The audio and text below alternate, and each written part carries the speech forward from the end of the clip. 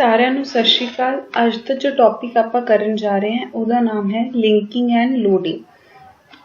Linking ਤੇ loading ਬਹੁਤ ਹੀ ਛੋਟੇ ਪਾਰਟ ਨੇ ਆਪਣੇ ਸਿਸਟਮ ਦੇ, ਬਟ ਬਹੁਤ ਇੰਪੋਰਟੈਂਟ ਪਾਰਟ ਨੇ। ਸਭ ਤੋਂ ਪਹਿਲਾਂ ਆਪਾਂ ਲਿੰਕਿੰਗ ਤੇ ਲੋਡਿੰਗ ਦੀ ਡੈਫੀਨੇਸ਼ਨ ਸਮਝਦੇ ਹਾਂ। ਲਿੰਕਿੰਗ ਐਂਡ ਲੋਡਿੰਗ ਹੁੰਦੇ ਕੀ ਹੈ? ਇਹ ਇੱਕ ਤਰ੍ਹਾਂ ਦੇ ਯੂਟਿਲਿਟੀ ਪ੍ਰੋਗਰਾਮ ਹੁੰਦੇ ਹੈ ਜਿਹੜੇ ਕਿ ਕਿਸੇ ਵੀ ਪ੍ਰੋਗਰਾਮ ਦੀ ਐਗਜ਼ੀਕਿਊਸ਼ਨ यानी कि किसी भी प्रोग्राम ਨੂੰ ਰਨ ਕਰਨ ਦੇ ਵਿੱਚ ਬਹੁਤ ਹੀ ਜ਼ਿਆਦਾ ਇੰਪੋਰਟੈਂਟ ਰੋਲ ਪਲੇ ਕਰਦੇ ਹੈ। ਹੁਣ ਯੂਟਿਲਿਟੀ ਪ੍ਰੋਗਰਾਮ ਕੀ ਹੁੰਦਾ ਹੈ? ਯੂਟਿਲਿਟੀ ਜਿਵੇਂ ਨਾਮ ਸਮਝ ਆ ਰਿਹਾ, ਯੂਟਿਲਿਟੀ ਲਈ ਹੈ ਜਾਂ ਕਿਸੇ ਯੂਜ਼ ਲਈ ਹੁੰਦੇ ਹੈ, ਕਿਸੇ ਪਰਪਸ ਲਈ ਹੁੰਦੇ ਹੈ। ਜਿਵੇਂ ਕਿ ਫੋਰ ਐਗਜ਼ਾਮਪਲ ਆਪਾਂ ਫੋਨ ਖਰੀਦਦੇ ਹਾਂ ਜਾਂ ਕੋਈ ਵੀ ਨਵਾਂ ਸਿਸਟਮ ਖਰੀਦਦੇ ਹਾਂ, ਉਹਦੇ ਵਿੱਚ ਕੈਲੰਡਰ, ਕਲੌਕ यानी कि टाइम देखने ਦੇ ਲਈ कैलकुलेटर, ਇਹ ਐਵੇਂ ਦੇ ਸੌਫਟਵੇਅਰ ਜਾਂ ਪ੍ਰੋਗਰਾਮਸ ਨੇ ਜਿਹੜੇ ਬਾਈ ਡਿਫਾਲਟ ਹਰ ਸਿਸਟਮ ਦੇ ਵਿੱਚ, ਹਰ ਫੋਨ ਦੇ ਵਿੱਚ ਆਉਂਦੇ ਹੀ ਆਉਂਦੇ ਨੇ, ਚਾਹੇ ਉਹ ਸਮਾਰਟਫੋਨ ਹੋਵੇ ਚਾਹੇ ਉਹ ਸਮਾਰਟਫੋਨ ਨਾ ਹੋਵੇ। ਇਹਦੇ ਬਿਨਾਂ ਵੀ ਆਪਣਾ ਫੋਨ ਕੰਮ ਕਰਦਾ ਗਾ। ਮਤਲਬ ਅਗਰ ਮੇਰੇ ਕੋਲੇ ਕੈਲੰਡਰ ਨਹੀਂ ਹੋਊਗਾ ਜਾਂ ਟਾਈਮ ਨਹੀਂ ਹੋਊਗਾ ਤਾਂ ਵੀ ਮੇਰਾ ਫੋਨ ਕੰਮ ਕਰਦਾ ਹੈਗਾ। ਪਰ ਇਹਨਾਂ ਨੂੰ ਯੂਟਿਲਿਟੀ ਪ੍ਰੋਗਰਾਮ ਕਿਹਾ ਜਾਂਦਾ ਹੈ। ਮਤਲਬ ਇਹ ਯੂਜ਼ ਲਈ ਬਣੇ ਹੁੰਦੇ ਹੈ ਜਿਹੜੇ ਕਿ ਹਰ ਇਨਸਾਨ ਆਪਣੇ ਯੂਜ਼ 'ਚ ਲੈ ਕੇ ਆਉਂਦਾ ਹੀ ਆਉਂਦਾ ਹੈ, ਇੱਕ ਵਾਰੀ ਜਾਂ ਬਹੁਤ ਵਾਰੀ। ਤੇ ਇਸ ਲਈ ਇਹਨਾਂ ਨੂੰ ਕੀ ਕਿਹਾ ਜਾਂਦਾ ਹੈ? ਯੂਟਿਲਿਟੀ ਪ੍ਰੋਗਰਾਮ ਕਿਹਾ ਜਾਂਦਾ ਹੈ। ਇਹ ਜ਼ਿਆਦਾਤਰ ਬਾਈ ਡਿਫਾਲਟ ਸਿਸਟਮ ਦੇ ਨਾਲ ਜਾਂ ਫੋਨ ਦੇ ਨਾਲ ਮਿਲਦੇ ਹੀ ਮਿਲਦੇ ਹੈ। ਉਸੇ ਤਰੀਕੇ ਨਾਲ ਲਿੰਕਿੰਗ ਤੇ ਲੋਡਿੰਗ ਵੀ ਇੱਕ ਤਰ੍ਹਾਂ ਦੇ ਯੂਟਿਲਿਟੀ ਪ੍ਰੋਗਰਾਮਸ ਨੇ ਜਿਹੜੇ ਕਿਸੇ ਵੀ ਪ੍ਰੋਗਰਾਮ ਨੂੰ ਜਦੋਂ ਆਪਾਂ ਐਗਜ਼ੀਕਿਊਟ ਕਰਨਾ ਹੈ ਉਦੋਂ ਬਹੁਤ ਕੰਮ ਆਉਂਦੇ ਨੇ। ਤੇ ਇਹ ਵੀ ਆਪਾਂ ਨੂੰ ਸਿਸਟਮ ਦੇ ਨਾਲ ਹੀ ਮਿਲਦੇ ਨੇ। ਆਪਾਂ ਨੂੰ ਅਲੱਗ ਤੋਂ ਇਹਨਾਂ ਨੂੰ ਨਾ ਤਾਂ ਇੰਸਟਾਲ ਕਰਨ ਦੀ ਲੋੜ ਪੈਂਦੀ ਹੈ, ਨਾ ਡਾਊਨਲੋਡ ਕਰਨ ਦੀ ਲੋੜ ਪੈਂਦੀ ਹੈ। ਹੁਣ ਆਪਾਂ ਸਮਝਦੇ ਹਾਂ ਲਿੰਕਿੰਗ ਤੇ ਲੋਡਿੰਗ ਹੁੰਦੇ ਕੀ ਹੈ। ਲਿੰਕਿੰਗ ਜਿਵੇਂ ਨਾਮ ਤੋਂ ਹੀ ਪਤਾ ਲੱਗ ਰਿਹਾ ਹੈ, ਲਿੰਕ ਕਰਦਾ, ਜੋੜਦਾ। ਇਹ ਹੁਣ ਕਿੰਨਾਂ ਨੂੰ ਜੋੜਦਾ ਹੈ? ਜਿਵੇਂ ਕਿ ਇੱਕ ਪ੍ਰੋਗਰਾਮ ਹੈ, ਪ੍ਰੋਗਰਾਮ ਬਾਹਰੋਂ ਵੀ ਕਿਸੇ ਵੀ ਮੋਡਿਊਲ ਤੋਂ ਹੈਲਪ, ਮੋਡਿਊਲ ਦਾ ਮਤਲਬ ਹੁੰਦਾ ਹੈ ਕੋਈ ਵੀ ਪਾਰਟ, ਕੋਈ ਵੀ ਪ੍ਰੋਗਰਾਮ ਦੇ ਪਾਰਟ ਨੂੰ ਆਪਾਂ ਕੀ ਕਹਿ ਦਿੰਦੇ ਹਾਂ? ਮੋਡਿਊਲ ਕਹਿ ਦਿੰਦੇ ਹਾਂ। ਜਿਵੇਂ ਕਿ ਲਿੰਕਿੰਗ 'ਚ ਕੀ ਹੁੰਦਾ ਹੈ ਕਿ ਆਪਾਂ ਇੱਕ ਪ੍ਰੋਗਰਾਮ ਦੇ ਮੰਨ ਲਓ ਆਪਾਂ 2 ਜਾਂ 3 ਮੋਡਿਊਲ ਬਣਾਏ ਤੇ ਤਿੰਨੋਂ ਚਾਰੋਂ ਮੋਡਿਊਲਸ ਨੂੰ ਆਪਸ ਦੇ ਵਿੱਚ ਲਿੰਕ ਕਰਨਾ। ਜੇ ਕੋਈ ਬਾਹਰੋਂ ਮੋਡਿਊਲ ਦੀ ਵੀ ਆਪਾਂ ਹੈਲਪ ਲਿੱਤੀ ਹੈ ਤੇ ਉਹਨੂੰ ਵੀ ਜੋੜਨਾ, ਤਾਂ ਕਿ ਕਿਉਂਕਿ ਪ੍ਰੋਗਰਾਮ ਕਦੋਂ ਚੱਲੂਗਾ? ਕਿਉਂਕਿ ਉਹਨੇ ਸਾਰੇ ਮੋਡਿਊਲ ਜਦੋਂ ਜੋੜੇ ਜਾਣਗੇ, ਸਾਰੇ ਮੋਡਿਊਲ ਇੱਕ ਦੂਜੇ ਨਾਲ ਜੁੜੇ ਜਾਣਗੇ ਤਾਂ ਹੀ ਉਹ ਕੰਮ ਕਰੂਗਾ। ਐਗਜ਼ਾਮਪਲ ਦੇ ਤੌਰ ਤੇ ਮੈਂ ਤੁਹਾਨੂੰ ਦੇ ਦਾਂ, ਜਿਵੇਂ ਕਿ ਇੱਕ ਕੈਲਕੂਲੇਟਰ ਹੈ, ਉਹਦੇ ਵਿੱਚ ਮੈਂ 4 ਮੋਡਿਊਲ ਬਣਾਏ। ਇੱਕ ਬਣਾਇਆ ਪਲੱਸ ਦਾ, ਇੱਕ ਬਣਾਇਆ ਮਾਈਨਸ ਦਾ, ਇੱਕ ਬਣਾਇਆ ਮਲਟੀਪਲਾਈ ਦਾ, ਇੱਕ ਬਣਾਇਆ ਡਿਵਾਈਡ ਦਾ। ਹੁਣ ਇਹ 4 ਮੋਡਿਊਲ ਹੈ। ਹੁਣ ਜ਼ਰੂਰੀ ਤਾਂ ਨਹੀਂ ਜਿਹੜਾ ਬੰਦਾ ਕੈਲਕੂਲੇਟਰ ਯੂਜ਼ ਕਰ ਰਿਹਾ ਉਹ ਪਲੱਸ ਕਰੂਗਾ ਤਾਂ ਸਿਰਫ ਪਲੱਸ ਹੀ ਕਰੂਗਾ, ਮਾਈਨਸ ਕਰੂਗਾ ਤਾਂ ਸਿਰਫ ਮਾਈਨਸ ਹੀ ਕਰੂਗਾ। ਉਹ ਇਹ ਵੀ ਤਾਂ ਹੋ ਸਕਦਾ ਉਹ ਪਲੱਸ ਵੀ ਕਰੇ ਤੇ ਮਲਟੀਪਲਾਈ ਵੀ ਕਰੇ। ਜਿਵੇਂ ਕਿ 4 + 6 × 7, ਇਹ 'ਚ ਪਲੱਸ ਵੀ ਕੀਤਾ ਗਿਆ ਹੈ ਤੇ ਮਲਟੀਪਲਾਈ ਵੀ। ਆਪਾਂ ਨੂੰ ਕੈਲਕੂਲੇਟਰ ਆਨਸਰ ਦਿੰਦਾ ਹੈ, ਉਹ ਪਹਿਲਾਂ ਮਲਟੀਪਲਾਈ ਕਰ ਦੂਗਾ, ਫਿਰ ਪਲੱਸ ਕਰਕੇ ਆਪਾਂ ਨੂੰ ਆਨਸਰ ਦੇ ਦੂਗਾ। ਇਹ 'ਚ ਮਤਲਬ 2 ਮੋਡਿਊਲ ਇੱਕ ਸਾਥ ਯੂਜ਼ ਕੀਤੇ ਗਏ ਨੇ, ਮਲਟੀਪਲਾਈ ਵੀ ਤੇ ਪਲੱਸ ਵੀ। ਪਰ ਜੇ ਇਹ ਮੋਡਿਊਲ ਆਪਸ ਦੇ ਵਿੱਚ ਲਿੰਕ ਹੀ ਨਹੀਂ ਹੋਣਗੇ, ਇਸ ਚੀਜ਼ ਦਾ ਆਊਟਪੁੱਟ ਮੈਨੂੰ ਆਊਗਾ ਹੀ ਨਹੀਂ। ਇਹਦਾ ਮਤਲਬ ਨਾ ਮੈਂ ਕਦੇ ਪਲੱਸ ਨੂੰ ਕਿਸੇ ਹੋਰ ਮਲਟੀਪਲਾਈ, ਡਿਵਾਈਡ ਜਾਂ ਮਾਈਨਸ ਨਾਲ ਯੂਜ਼ ਕਰ ਪਾਊਂਗੀ, ਨਾ ਹੀ ਐਵੇਂ ਕਿਸੇ ਹੋਰ ਨੂੰ। ਇਹਦਾ ਮਤਲਬ ਜਿੰਨੇ ਵੀ ਇੱਕ ਫੰਕਸ਼ਨ ਦੇ ਜਾਂ ਪ੍ਰੋਗਰਾਮ ਦੇ ਮੋਡਿਊਲਸ ਹੁੰਦੇ ਹੈ ਉਹਨਾਂ ਨੂੰ ਆਪਸ ਦੇ ਵਿੱਚ ਜੋੜਨਾ, ਆਪਸ ਦੇ ਵਿੱਚ ਲਿੰਕ ਕਰਨਾ ਬਹੁਤ ਜ਼ਰੂਰੀ ਹੈ ਕਿਸੇ ਵੀ ਪ੍ਰੋਗਰਾਮ ਦੀ ਸਹੀ ਐਗਜ਼ੀਕਿਊਸ਼ਨ ਲਈ। ਹੁਣ ਪ੍ਰੋਗਰਾਮ ਜਦੋਂ ਆਪਾਂ ਬਣਾਉਂਦੇ ਹਾਂ ਆਪਾਂ ਉਹਨਾਂ ਨੂੰ ਸਟੋਰ ਕਰਕੇ ਰੱਖ ਦਿੰਦੇ ਹਾਂ। ਸਟੋਰ ਕਿੱਥੇ ਕਰਦੇ ਹਾਂ? ਸਿਸਟਮ ਦੇ ਵਿੱਚ ਆਪਾਂ ਹਾਰਡ ਡਿਸਕ ਦੇ ਵਿੱਚ ਸਟੋਰ ਕਰਦੇ ਹਾਂ। ਫੋਨ ਦੇ ਵਿੱਚ ਆਪਣੇ ਕੋਲ ਇੰਟਰਨਲ ਮੈਮਰੀ ਹੁੰਦੀ ਹੈ ਜਾਂ ਮੈਮਰੀ ਕਾਰਡ ਹੁੰਦਾ, ਉੱਥੇ ਸਟੋਰ ਕਰ ਦਿੰਦੇ ਹਾਂ। ਜਦੋਂ ਆਪਾਂ ਨੂੰ ਪ੍ਰੋਗਰਾਮ ਨੂੰ ਰਨ ਕਰਨਾ ਹੈ, ਕੈਲਕੂਲੇਟਰ ਆਪਾਂ 24 ਘੰਟੇ ਤਾਂ ਚਲਾਉਂਦੇ ਨਹੀਂ। ਜਦੋਂ ਆਪਾਂ ਨੂੰ ਕੈਲਕੂਲੇਟਰ ਰਨ ਕਰਨਾ ਆਪਾਂ ਨੂੰ ਕੈਲਕੂਲੇਟਰ ਨੂੰ ਓਪਨ ਕਰਦੇ ਹਾਂ। ਓਪਨ ਕਰਕੇ ਆਪਾਂ ਉਹ 'ਚ ਵੈਲਿਊ ਫੀਡ ਕਰਦੇ ਹਾਂ, ਇਕੁਅਲਸ ਟੂ ਦਬਾਉਂਦੇ ਹਾਂ ਤੇ ਆਪਾਂ ਨੂੰ ਆਊਟਪੁੱਟ। ਮਤਲਬ ਜਦੋਂ ਆਪਾਂ ਨੂੰ ਕੈਲਕੂਲੇਟਰ ਦੀ ਲੋੜ ਹੈ ਆਪਾਂ ਉਹਨੂੰ ਉਦੋਂ ਯੂਜ਼ ਕਰਦੇ ਹਾਂ। ਜਦੋਂ ਲੋੜ ਪੈਣ ਤੇ ਆਪਾਂ ਉਹਨੂੰ ਕੀ ਕਰਦੇ ਹਾਂ? ਆਪਣੀ ਸੈਕੰਡਰੀ ਮੈਮਰੀ 'ਚ ਜਾਂ ਇੰਟਰਨਲ ਮੈਮਰੀ 'ਚੋਂ ਜਾਂ ਹਾਰਡ ਡਰਾਈਵ 'ਚੋਂ ਮੇਨ ਮੈਮਰੀ ਦੇ ਵਿੱਚ ਲੈ ਕੇ ਆਉਂਦੇ ਹਾਂ। ਕੋਈ ਵੀ ਚੀਜ਼ ਉਦੋਂ ਹੀ ਐਗਜ਼ੀਕਿਊਟ ਹੋਊਗੀ, ਰਨ ਹੋਊਗੀ, ਚੱਲੂਗੀ ਜਦੋਂ ਤੁਸੀਂ ਉਹਨੂੰ ਕਿੱਥੇ ਲੈ ਕੇ ਆਓਗੇ, ਮੇਨ ਮੈਮਰੀ ਦੇ ਵਿੱਚ। ਮੇਨ ਮੈਮਰੀ ਦਾ ਮਤਲਬ ਇੱਥੇ ਕੀ ਹੈ, ਰੈਮ ਨੂੰ ਹੀ ਮੇਨ ਮੈਮਰੀ ਤੁਹਾਡਾ ਕਿਹਾ ਜਾਂਦਾ ਹੈ। ਫੋਨ ਦੇ ਵਿੱਚ ਵੀ ਰੈਮ ਹੁੰਦੀ ਹੈ, ਸਿਸਟਮ ਦੇ ਵਿੱਚ ਵੀ ਰੈਮ ਹੁੰਦੀ ਹੈ। ਰੈਮ ਹੀ ਇੱਕ ਚੀਜ਼ ਹੁੰਦੀ ਹੈ, ਇੱਕ ਮੈਮਰੀ ਹੁੰਦੀ ਹੈ। ਰੈਮ ਦੇ ਵਿੱਚ ਕੌਣ ਹੁੰਦਾ ਹੈ, CPU। ਐਗਜ਼ੀਕਿਊਟ ਕੌਣ ਕਰਦਾ ਹੈ, CPU। ਜਿੰਨੇ ਵੀ ਤੁਹਾਡੇ ਪ੍ਰੋਗਰਾਮਸ ਨੇ, ਐਪਸ ਕਹਿ ਲਓ, ਸੌਫਟਵੇਅਰ ਕਹਿ ਲਓ, ਪ੍ਰੋਗਰਾਮ ਕਹਿ ਲਓ, ਜਿਨ੍ਹਾਂ ਨੂੰ ਵੀ ਤੁਸੀਂ ਚਲਾਉਣਾ ਹੈ, ਉਹ ਜਿੰਨਾ ਚਿਰ ਮੇਨ ਮੈਮਰੀ 'ਚ ਨਹੀਂ ਆਉਣਗੇ ਉਨਾ ਚਿਰ ਉਹ ਐਗਜ਼ੀਕਿਊਟ ਨਹੀਂ ਹੋਣਗੇ, ਕਿਉਂਕਿ ਐਗਜ਼ੀਕਿਊਟ ਕਿਹਨੇ ਕਰਨਾ ਹੈ, CPU ਨੇ, ਤੇ CPU ਕਿੱਥੇ ਹੁੰਦਾ ਹੈ, ਮੇਨ ਮੈਮਰੀ 'ਚ। ਇਸ ਲਈ ਜਿੰਨੇ ਵੀ ਪ੍ਰੋਗਰਾਮ ਹੈ ਉਹਨਾਂ ਨੂੰ ਕਿੱਥੇ ਆਉਣਾ ਬਹੁਤ ਜ਼ਰੂਰੀ ਹੈ, ਮੇਨ ਮੈਮਰੀ ਦੇ ਵਿੱਚ, ਯਾਨੀ ਕਿ ਰੈਮ ਦੇ ਵਿੱਚ। ਹੁਣ ਉਹਨਾਂ ਨੂੰ ਮੇਨ ਮੈਮਰੀ 'ਚ ਲਿਆਉਣ ਦਾ ਕੰਮ ਕੌਣ ਕਰਦਾ ਹੈ, ਲੋਡਿੰਗ ਦੇ ਵਿੱਚ ਆਪਾਂ ਕੀ ਕਰਦੇ ਹਾਂ, ਲੋਡਰ ਕੀ ਕਰਦਾ ਗਾ, ਜਿਹੜੇ ਵੀ ਪ੍ਰੋਗਰਾਮ ਹੁੰਦੇ ਹੈ ਉਹ ਜਿੱਥੇ ਮਰਜ਼ੀ ਪਏ ਹੈ, ਕਿਤੇ ਮਰਜ਼ੀ ਪਏ ਹੈ, ਉਹਨਾਂ ਨੂੰ ਚੱਕ ਕੇ ਕਿੱਥੋਂ ਲੋਡ ਕਰ ਦਿੰਦਾ ਹੈ, ਮੇਨ ਮੈਮਰੀ 'ਚ ਲੋਡ ਕਰ ਦਿੰਦਾ ਗਾ। ਹੁਣ ਇਹੀ ਚੀਜ਼ ਆਪਾਂ ਡਾਇਗਰਾਮ ਦੇ ਥਰੂ ਸਮਝਦੇ ਹਾਂ। ਲਿੰਕਰ ਕੀ ਕਰ ਰਿਹਾ ਇੱਥੇ, ਜਿਹੜਾ ਆਬਜੈਕਟ ਦਾ ਮੋਡਿਊਲ ਹੈ ਜਾਂ ਕੋਈ ਹੋਰ ਆਬਜੈਕਟ ਦੇ ਮੋਡਿਊਲ ਹੈ, ਦੋਨਾਂ ਨੂੰ ਆਪਸ ਦੇ ਵਿੱਚ ਲਿੰਕ ਕਰ ਦਿੰਦਾ ਹੈ। ਹੁਣ ਆਬਜੈਕਟ ਮੋਡਿਊਲ ਕੀ ਹੁੰਦੇ ਆ, ਆਬਜੈਕਟ ਮੋਡਿਊਲ ਦਾ ਮਤਲਬ ਹੁੰਦਾ ਹੈ, ਮੋਡਿਊਲ ਤਾਂ ਤੁਹਾਨੂੰ ਸਮਝ ਆ ਗਿਆ, ਕਿਸੇ ਵੀ ਪ੍ਰੋਗਰਾਮ ਦਾ ਟੁਕੜਾ, ਪਾਰਟ, ਉਹਨੂੰ ਆਪਾਂ ਮੋਡਿਊਲ ਕਹਿ ਦਿੰਦੇ ਹਾਂ। ਆਬਜੈਕਟ ਮੋਡਿਊਲ ਕੀ ਹੁੰਦਾ ਗਾ, ਆਪਾਂ ਪ੍ਰੋਗਰਾਮ ਕੀ ਦੇ ਵਿੱਚ ਲਿਖਦੇ ਹਾਂ, C ਦੇ ਵਿੱਚ ਲਿਖਦੇ ਹਾਂ, C++ ਦੇ ਵਿੱਚ ਲਿਖਦੇ ਹਾਂ, ਜਾਵਾ, PHP, ਇਹ ਲੈਂਗੁਏਜਸ ਨੇ ਜਿਨ੍ਹਾਂ ਨੂੰ ਆਪਾਂ ਹਾਈ ਲੈਵਲ ਲੈਂਗੁਏਜ ਕਹਿੰਦੇ ਹਾਂ। ਹੁਣ ਇਹ ਹਾਈ ਲੈਵਲ ਲੈਂਗੁਏਜਸ ਨੂੰ ਆਪਾਂ ਆਬਜੈਕਟ ਮੋਡਿਊਲ ਦੇ ਵਿੱਚ, ਇੱਕ ਕਾਮਨ ਮੋਡਿਊਲ ਦੇ ਵਿੱਚ ਕਨਵਰਟ ਕਰ ਦਿੰਦੇ ਹਾਂ, ਇੱਕ ਕਾਮਨ ਲੈਂਗੁਏਜ ਦੇ ਵਿੱਚ ਕਨਵਰਟ ਕਰ ਦਿੰਦੇ ਹਾਂ, ਜਿਹਨੂੰ ਆਪਾਂ ਕਹਿੰਦੇ ਹਾਂ ਆਬਜੈਕਟ ਲੈਂਗੁਏਜ ਜਾਂ ਆਬਜੈਕਟ ਮੋਡਿਊਲ। ਹੁਣ ਇਹਨਾਂ ਆਬਜੈਕਟ ਮੋਡਿਊਲਸ ਨੂੰ ਆਪਸ ਦੇ ਵਿੱਚ ਜੋੜ ਕੇ ਇੱਕ ਸਿੰਗਲ ਮੋਡਿਊਲ ਤਿਆਰ ਕੀਤਾ ਜਾਂਦਾ ਹੈ, ਜਿਹਨੂੰ ਲੋਡਰ ਕੀ ਕਰਦਾ ਹੈ, ਲੋਡ ਕਰ ਦਿੰਦਾ ਹੈ, ਕਿੱਥੇ, ਮੇਨ ਮੈਮਰੀ ਦੇ, ਕਿਉਂਕਿ ਉਹ ਰਨ ਤਾਂ ਹੀ ਹੋਊਗਾ, ਐਗਜ਼ੀਕਿਊਟ ਤਾਂ ਹੀ ਹੋਊਗਾ ਜੇ ਉਹ ਮੇਨ ਮੈਮਰੀ ਵਿੱਚ ਜਾਊਗਾ। ਐਗਜ਼ਾਮਪਲ ਲੈ ਕੇ ਸਮਝ ਲੈਂਦੇ ਹਾਂ। ਇੱਕ ਛੋਟਾ ਜਿਹਾ ਜਿਹੜਾ ਸਭ ਤੋਂ ਪਹਿਲਾ ਪ੍ਰੋਗਰਾਮ ਆਪਾਂ ਕਰਦੇ ਹਾਂ C ਲੈਂਗੁਏਜ ਦੇ ਵਿੱਚ, ਜਿਹਦੇ ਵਿੱਚ stdio.h ਆਪਾਂ ਹੈਡਰ ਫਾਈਲ ਯੂਜ਼ ਕਰਦੇ ਹਾਂ, printf ਨਾਮ ਦਾ ਫੰਕਸ਼ਨ ਯੂਜ਼ ਕਰਦੇ ਹਾਂ, ਫਾਈਲ ਦਾ ਨਾਮ ਆਪਾਂ ਰੱਖਿਆ hello world.c। .c ਦਾ ਮਤਲਬ ਹੈ ਕਿਹੜਾ ਪ੍ਰੋਗਰਾਮ ਹੈ, C ਦਾ ਪ੍ਰੋਗਰਾਮ ਹੈ। printf ਇੱਕ ਤਰ੍ਹਾਂ ਦਾ ਫੰਕਸ਼ਨ ਹੈ ਜਿਹੜਾ ਇਨਬਿਲਡ ਹੈ, ਪਹਿਲਾਂ ਤੋਂ ਬਣਿਆ ਬਣਾਇਆ, ਆਪਾਂ ਇਹਨੂੰ ਨਹੀਂ ਬਣਾਇਆ, ਇਹ ਬਣਿਆ ਬਣਾਇਆ ਹੈ। stdio.h ਹੈਡਰ ਫਾਈਲ ਹੈ, ਉਹ ਪਹਿਲਾਂ ਤੋਂ ਬਣੀ ਹੋਈ ਹੈ। ਸਿਰਫ ਆਪਾਂ ਕੀ ਕਰਾਂਗੇ, ਇਸ ਫਾਈਲ ਦੇ ਨਾਲ ਇਹਨਾਂ ਦੋਨਾਂ ਫੰਕਸ਼ਨ ਨੂੰ ਤੇ ਹੈਡਰ ਫਾਈਲ ਨੂੰ ਜੋੜ ਦਿੰਦੇ ਆ, ਕਿਉਂਕਿ ਨਾ ਆਪਾਂ ਇਹਨੂੰ ਨਹੀਂ ਬਣਾਇਆ, ਪ੍ਰੋਗਰਾਮ ਦੇ ਅੰਦਰ ਇਹ ਨਹੀਂ ਬਣੇ ਹੋਏ, ਇਹ ਪਹਿਲਾਂ ਤੋਂ ਬਣੇ ਬਣਾਏ ਰੱਖੇ ਪਏ, ਆਪਾਂ ਇਹਨਾਂ ਨੂੰ ਯੂਜ਼ ਕੀਤਾ। ਜਿਹੜੀ ਵੀ ਚੀਜ਼ ਪਹਿਲਾਂ ਤੋਂ ਬਣੀ ਹੋਈ ਹੈ ਉਹਨੂੰ ਆਪਾਂ ਯੂਜ਼ ਕਰ ਰਹੇ ਹਾਂ, ਉਹਨੂੰ ਆਪਸ ਦੇ ਵਿੱਚ ਕੀ ਕਰਨਾ ਹੁੰਦਾ ਹੈ, ਲਿੰਕ ਕਰਨਾ ਹੁੰਦਾ ਹੈ। ਤੇ ਜਦੋਂ ਆਪਾਂ ਇਹਨਾਂ ਨੂੰ ਲਿੰਕ ਕਰਦੇ ਹਾਂ, ਇਹਨਾਂ ਦੇ ਆਬਜੈਕਟ ਮੋਡਿਊਲ ਆਪਸ ਦੇ ਵਿੱਚ ਆਪਾਂ ਕੀ ਕਰ ਦਿੰਦੇ ਹਾਂ, ਜੋੜ ਦਿੰਦੇ ਹਾਂ। ਜਦੋਂ ਇਹਨਾਂ ਨੂੰ ਜੋੜ ਦਿੰਦੇ ਹਾਂ, ਉਦੋਂ ਆਪਾਂ ਇੱਕ ਸਿੰਗਲ ਫਾਈਲ ਤਿਆਰ ਕਰ ਦਿੰਦੇ ਹਾਂ, ਜਿਹੜੀ ਕਿ exe ਫਾਈਲ ਹੁੰਦੀ ਹੈ, ਜਿਹਨੂੰ ਕਿ ਲੋਡਰ ਲੋਡ ਕਰ ਦਿੰਦਾ ਰਨ ਕਰਨ ਵਾਸਤੇ। ਲਿੰਕਿੰਗ 'ਚ ਸਿੰਪਲ ਜਿਹਾ ਇਹੀ ਸਮਝਣਾ ਆਪਾਂ ਨੂੰ, ਲਿੰਕਿੰਗ ਦੇ ਵਿੱਚ ਜਿਹੜੀ ਵੀ ਚੀਜ਼ ਆਪਾਂ ਨਹੀਂ ਬਣਾਈ, ਆਪਾਂ ਯੂਜ਼ ਕਰ ਰਹੇ ਹਾਂ ਜਾਂ ਬਾਹਰੋਂ ਲਿੱਤੀ ਹੈ, ਆਪਾਂ ਖੁਦ ਨਹੀਂ ਬਣਾਈ, ਬਾਹਰੋਂ ਲਿੱਤੀ ਹੈ ਜਾਂ ਯੂਜ਼ ਕਰ ਰਹੇ ਹਾਂ, ਉਹਨਾਂ ਨੂੰ ਕਿਹਦੇ ਨਾਲ ਜੋੜਨਾ ਹੁੰਦਾ, ਫਾਈਲ ਦੇ ਨਾਲ ਜੋੜਨਾ ਹੁੰਦਾ, ਤਾਂ ਕਿ ਸਾਰੀ ਫਾਈਲ ਇੱਕ ਸਿੰਗਲ ਫਾਈਲ ਬਣ ਸਕੇ। ਹੁਣ ਲਿੰਕਿੰਗ ਤੇ ਲੋਡਿੰਗ ਦਾ ਬੇਸਿਕ ਡਿਫਰੈਂਸ ਦੱਸਿਆ ਗਿਆ ਹੈ।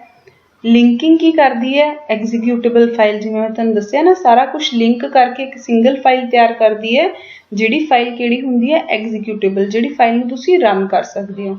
ਹੁਣ ਉਸ ਐਗਜ਼ੀਕਿਊਟੇਬਲ ਫਾਈਲ ਨੂੰ ਮੇਨ ਮੈਮਰੀ ਦੇ ਵਿੱਚ ਲੈ ਕੇ ਜਾਣਾ, ਇਹ ਕਿਹਦਾ ਕੰਮ ਹੁੰਦਾ ਹੈ, ਲੋਡਰ ਦਾ ਕੰਮ ਹੁੰਦਾ ਹੈ।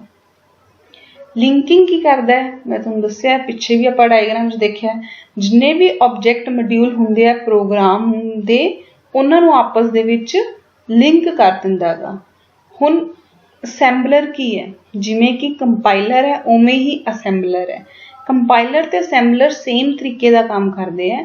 ਕੰਪਾਈਲਰ ਬਸ ਇਹ ਹੈ, ਹਾਈ ਲੈਵਲ ਪ੍ਰੋਗਰਾਮ ਨੂੰ ਲੋ ਲੈਵਲ ਪ੍ਰੋਗਰਾਮ ਦੇ ਵਿੱਚ ਕਨਵਰਟ ਕਰਦਾ ਹੈ। ਅਸੈਂਬਲਰ ਅਸੈਂਬਲੀ ਲੈਂਗੁਏਜ ਦੇ ਪ੍ਰੋਗਰਾਮ ਨੂੰ ਲੋ ਲੈਵਲ ਦੇ ਵਿੱਚ ਕਨਵਰਟ ਕਰਦਾ ਹੈ। मतलब दोनों ने अल्टीमेटली कन्वर्ट किहदे विच करना है, लो लैवल लैंग्वेज दे विच। लो लैवल लैंग्वेज का मतलब बाइनरी लैंग्वेज यानी कि मशीन लैंग्वेज, वो लैंग्वेज जिहड़ी कि तुहाडा कंप्यूटर समझदा है। ते वो किहड़ी लैंग्वेज हुंदी है, वो जदों भी कोई भी फाइल एग्जीक्यूटेबल बन जाती है, इहदा मतलब वो फाइल बाइनरी फाइल बन गई है। हुण ये फाइल नूं असैम्बलर दी बस ये है कि असैम्बली लैंग्वेज नूं कन्वर्ट करदा है, कंपाइलर हाई लैवल लैंग्वेज नूं कन्वर्ट करता है। दोनों ने कन्वर्ट करना किस लैंग्वेज दे विच हुंदा है, बाइनरी लैंग्वेज दे विच। हुण चाहे तुसीं इत्थे असैम्बलर कह लो, चाहे तुसीं इत्थे कंपाइलर कह लो, उन्होंने ऑब्जेक्ट मॉड्यूल्स नूं आपस दे विच जोड़ के एग्जीक्यूटेबल फाइल तैयार करनी है। हुण लोडर ने वो एग्जीक्यूटेबल फाइल लैनी है ते लोड कर देनी है मेन मैमरी दे विच ताकि वो रन हो सके। लिंकर ने इत्थे यही लिखिया होया जिन्ने भी ऑब्जेक्ट मॉड्यूल हुंदे एक प्रोग्राम दे, चाहे वो अंदरले फंक्शन होण चाहे वो बाहरले फंक्शन होण, किसी भी हाई लैवल लैंग्वेज दे उन्हां नूं आपस दे विच जोड़ के एक एग्जीक्यूटेबल फाइल तैयार करनी हुंदी है। लोडर ने वही एग्जीक्यूटेबल फाइल कित्थे पा देनी है, मेन मैमरी दे विच।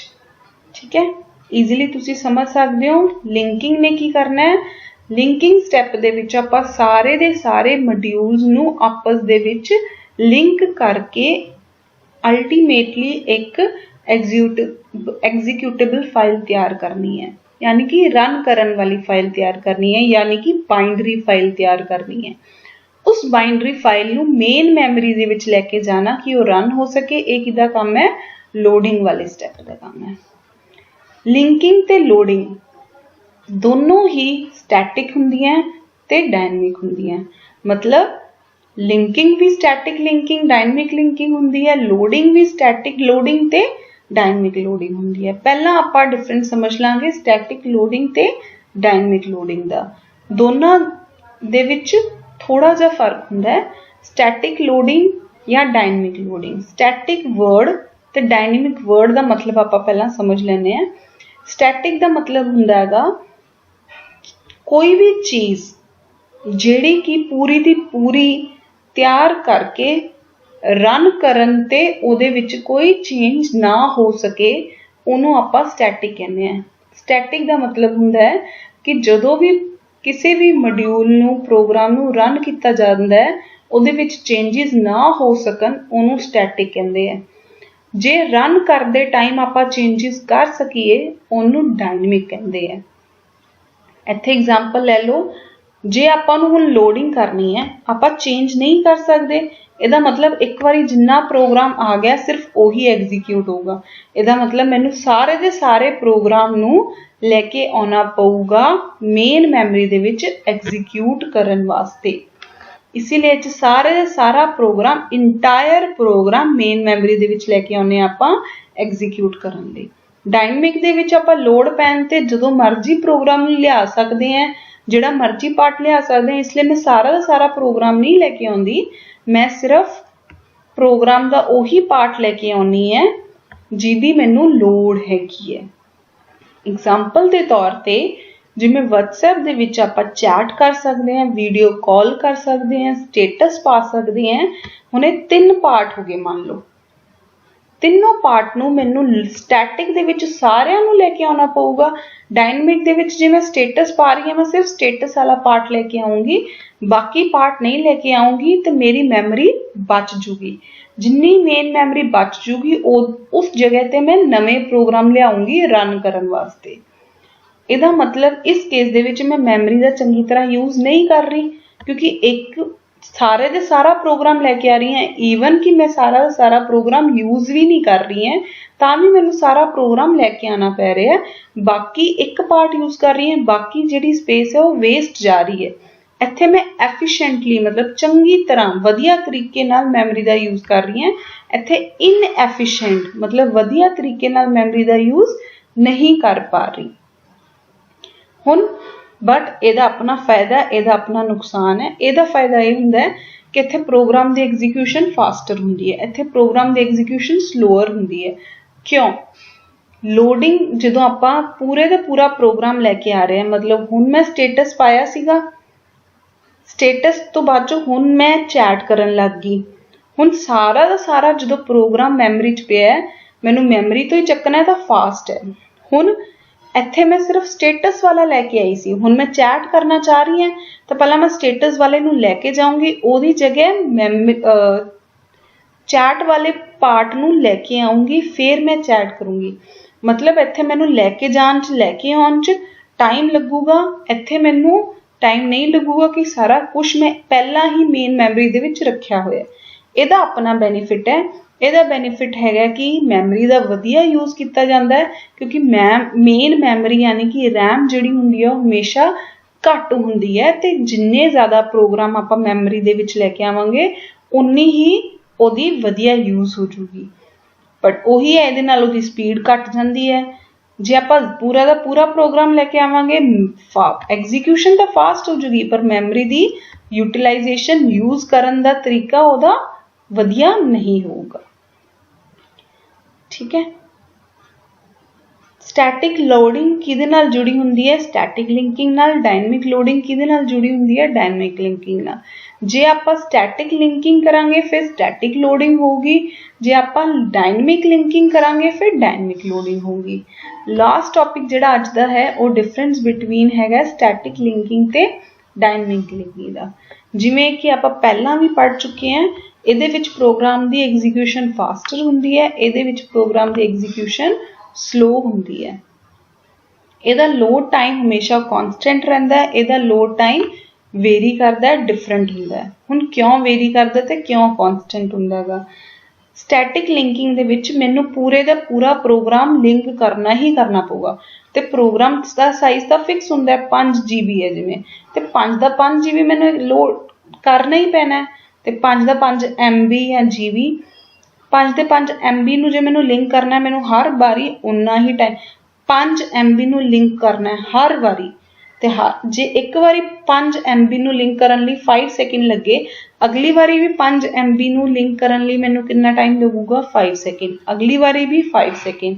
ਇਸ ਲਈ ਇੱਥੇ ਲੋਡ ਟਾਈਮ ਹਮੇਸ਼ਾ ਕਾਂਸਟੈਂਟ ਹੁੰਦਾ ਹੈ, ਫਿਕਸ ਹੁੰਦਾ ਹੈ, ਪਤਾ ਹੁੰਦਾ ਹੈ। ਡਾਇਨਮਿਕ ਲਿੰਕਿੰਗ ਦੇ ਵਿੱਚ ਆਪਾਂ ਕੀ ਕਰਦੇ ਹਾਂ? ਆਪਾਂ ਪੂਰਾ ਦਾ ਪੂਰਾ 5 GB ਨਹੀਂ ਲੈ ਕੇ ਆਉਂਦੇ, ਆਪਾਂ ਉਹਦਾ ਕੁਝ ਪਾਰਟ ਲੈ ਕੇ ਆਵਾਂਗੇ। ਮੰਨ ਲਓ ਇੱਕ ਪਾਰਟ 1 GB ਦਾ, ਦੂਸਰਾ ਪਾਰਟ 2 GB ਦਾ, ਤੀਸਰਾ ਪਾਰਟ ਵੀ 2 GB ਦਾ, ਤੇ ਇੱਕ ਪਾਰਟ 1 GB ਦਾ, ਦੂਸਰਾ ਪਾਰਟ 2 GB ਦਾ, ਤੀਸਰਾ ਪਾਰਟ 2 GB ਦਾ। ਹੁਣ ਮੰਨ ਲਓ ਜੇ ਮੈਂ 1 GB ਵਾਲਾ ਪਾਰਟ ਲੈ ਕੇ ਆਈ, ਫਿਰ ਮੈਨੂੰ ਕਿੰਨਾ ਟਾਈਮ ਲੱਗੂਗਾ? 1 ਸੈਕਿੰਡ। 2 GB ਵਾਲਾ ਲੈ ਕੇ ਆਈ, 2 ਸੈਕਿੰਡ। ਹੁਣ ਇਹ ਤਾਂ ਡਿਪੈਂਡ ਕਰਦਾ ਕਿ ਮੈਂ ਕਿਹੜਾ ਪਾਰਟ ਲੈ ਕੇ ਆ ਰਹੀ ਹਾਂ, ਉਹਦੇ ਉੱਪਰ, ਉਹਦੇ ਸਾਈਜ਼ ਦੇ ਉੱਪਰ। ਇਸ ਲਈ ਇਹਦਾ ਟਾਈਮ ਵੇਰੀ ਕਰਦਾ, ਫਿਕਸ ਨਹੀਂ ਹੁੰਦਾ। ਇਹਦਾ ਟਾਈਮ ਆਪਾਂ ਨੂੰ ਫਿਕਸ ਹੈ ਕਿਉਂਕਿ ਪੂਰੇ ਦਾ ਪੂਰਾ ਲੈ ਕੇ ਆਉਣਾ ਪੈਂਦਾ ਹੈ। ਇੱਥੇ ਆਪਾਂ ਉਹਦਾ ਟੁਕੜਾ ਲੈ ਕੇ ਆ ਸਕਦੇ ਹਾਂ, ਤੇ ਹਰ ਟੁਕੜੇ ਦਾ ਸਾਈਜ਼ ਡਿਫਰੈਂਟ ਹੁੰਦਾ ਹੈ, ਤੇ ਉਹਦੇ ਉੱਪਰ ਡਿਪੈਂਡ ਕਰਦਾ ਹੈ। ਸਟੈਟਿਕ ਲਿੰਕਿੰਗ ਮੈਂ ਤੁਹਾਨੂੰ ਦੱਸਿਆ ਸੀਗਾ ਪਹਿਲਾਂ ਹੀ ਆਪਾਂ ਕਿ ਉਹ ਕੰਪਾਈਲੇਸ਼ਨ ਦਾ ਪਾਰਟ ਹੁੰਦਾ ਹੈ, ਲਾਸਟ ਸਟੈਪ ਹੁੰਦਾ, ਤੇ ਇਹਨੂੰ ਕਰਦਾ ਕੌਣ ਹੈ? ਲਿੰਕਰ। ਲਿੰਕਰ ਨੂੰ ਆਪਾਂ ਲਿੰਕ ਐਡੀਟਰਸ ਵੀ ਕਹਿ ਦਿੰਦੇ ਹਾਂ। ਡਾਇਨਮਿਕ ਲਿੰਕਿੰਗ ਵੇਰੀ ਕਰਦਾ ਹੈ, ਇਹ ਮੋਡਿਊਲਸ ਦੇ ਉੱਪਰ ਹੁੰਦਾ ਹੈ। ਠੀਕ ਹੈ, ਕਿ ਕਿਹੜਾ ਮੋਡਿਊਲ ਆਪਾਂ ਲੈ ਕੇ ਆ ਰਹੇ ਹਾਂ ਉਹਦੇ ਉੱਪਰ ਡਿਪੈਂਡ ਕਰਦਾ ਹੈ ਕਿੰਨੀ ਕੁ ਲਿੰਕਿੰਗ ਕਰਨੀ ਹੈ। ਹਾਂ, ਜਿਹੜਾ ਡਰਾਬੈਕ ਹੈ ਸਟੈਟਿਕ ਲਿੰਕਿੰਗ ਦਾ ਮੇਜਰ, ਉਹ ਇਹ ਹੈ ਕਿ ਮੰਨ ਲਓ ਇੱਕ ਪ੍ਰੋਗਰਾਮ ਹੈ, ਪ੍ਰੋਗਰਾਮ ਦੇ ਨਾਲ 3 ਬਾਹਰੋਂ ਮੋਡਿਊਲ ਜੁੜੇ ਹੋਏ ਹੈ, ਤੇ ਜੇ ਕਿਸੇ ਵੀ ਬਾਹਰ ਵਾਲੇ ਮੋਡਿਊਲ ਦੇ ਵਿੱਚ ਇੱਕ ਛੋਟਾ ਜਿਹਾ ਵੀ ਚੇਂਜ ਹੋਇਆ, ਤੇ ਮੈਨੂੰ ਸਾਰੇ ਦੇ ਸਾਰੇ ਪ੍ਰੋਗਰਾਮ ਨੂੰ ਪੂਰਾ ਕੰਪਾਈਲ ਕਰਨਾ ਪਊਗਾ, ਕਿਉਂਕਿ ਸਾਰੇ ਜੁੜੇ ਹੁੰਦੇ ਹੈ। ਤੇ ਇਸ ਲਈ ਮੈਨੂੰ ਤਿੰਨੋਂ ਜਿਹੜੇ ਉਹ ਹੈਗੇ ਹੈ ਬਾਹਰੋਂ ਵਾਲੇ, ਤੇ ਇੱਕ ਮੇਰੀ ਫਾਈਲ ਹੈ, ਚਾਰਾਂ ਨੂੰ ਦੁਬਾਰਾ ਜੋੜ ਕੇ ਦੁਬਾਰਾ ਕੰਪਾਈਲ ਕਰਨਾ ਪਊਗਾ। ਮੈਨੂੰ ਬਹੁਤ ਜ਼ਿਆਦਾ ਕੰਪਾਈਲੇਸ਼ਨ ਜਾਂ ਬਹੁਤ ਜ਼ਿਆਦਾ ਦੁਬਾਰਾ ਲਿੰਕਿੰਗ ਕਰਨ ਦੀ ਲੋੜ ਪੈਂਦੀ ਹੈ।